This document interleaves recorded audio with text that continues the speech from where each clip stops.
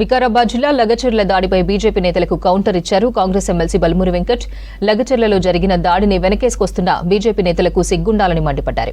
కేంద్రంలో అధికారంలో ఉన్న బీజేపీ కలెక్టర్పై దాడి ఘటనను ఖండించాల్సింది పోయి సపోర్ట్ చేయడం దుర్మార్గమని ఫైర్ అయ్యారు. దాడిలో కుట్రదారులు బీఆర్ఎస్ మాజీ ఎమ్మెల్యేతో మాట్లాడినట్లు ఆధారాలున్నాయని చెప్పారు బల్మూరి.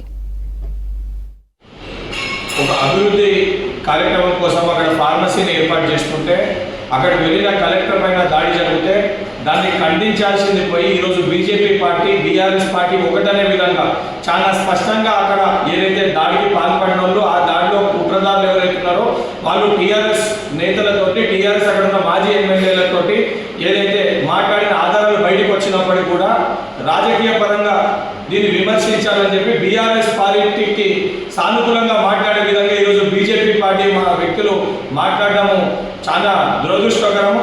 ఇప్పటికన్నా బీజేపీ పార్టీ నాయకులకి సిగ్గు ఉండాలి. ఏదైతే ఆడ దాడి ఒక కలెక్టర్ పైన దాడి జరిగితే ఏదైతే కేంద్రంలో అధికారంలో ఉన్న మీరు దాన్ని ఖండించాల్సింది పోయి అది ఏదైతే కావాలని చెప్పి ప్రజల దగ్గరికి జరిగిందని చెప్పి బీఆర్ఎస్ పార్టీ నేతల్ని వెనుకేసుకొచ్చుకునే విధంగా మీరు మాట్లాడే మాటల్ని తీవ్రంగా ఖండిస్తున్నాము.